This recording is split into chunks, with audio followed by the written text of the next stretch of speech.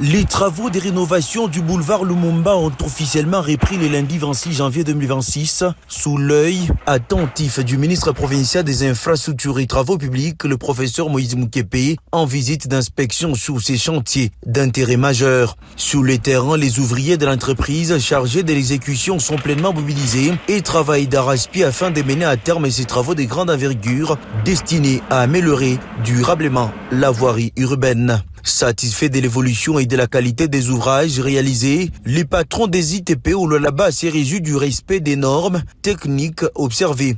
Il a invité les usagers de cette artère stratégique à faire preuve d'optimisme tout en réaffirmant l'engagement ferme de l'autorité provinciale Masuka Senfifi sous l'impulsion du président de la République. Félix-Antoine Tshisekedi Tshilombo a doté la province du Lualaba d'infrastructures modernes et durables. Ceci, c'est juste un signal pour dire à nos compatriotes que tout est fait sur base d'une planification et ce, en tenant compte de beaucoup de paramètres. Donc il n'y a aucun projet, aucun chantier, n'est-ce pas, qui sera inachevé, non. Nous travaillons d'arrache-pied avec nos entrepreneurs afin que tous les projets initiés par l'autorité provinciale arrivent à terme et que ces ouvrages soient livrés à la population en bonne et due forme.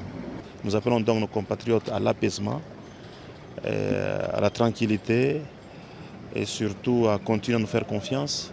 Nous sommes là, leurs ouvriers, travaillant pour eux afin que exactement nous puissions répondre à leurs desiderata. Au-delà de la réfection de la chaussée, le boulevard Lumumba sera également doté de caniveaux modernes pour une meilleure évacuation des eaux de pluie, principal ennemi de la voirie, ainsi que d'un système d'éclairage public renforçant la sécurité et la mobilité urbaine. Un projet structurant qui s'inscrit dans la droite ligne de la vision chef de l'État et de la politique de développement du gouvernement provincial résolument tournée vers l'amélioration du cadre de vie des populations. Le ministre provincial des Infrastructures et Travaux Publics a tard dans la soirée effectué une descente d'inspection des travaux de lutte contre la tête d'érosion qui menace la route nationale numéro 39, jonction avec la route bypass sud. L'entreprise à pied d'œuvre s'active davantage afin de préserver cette route d'intérêt social et économique.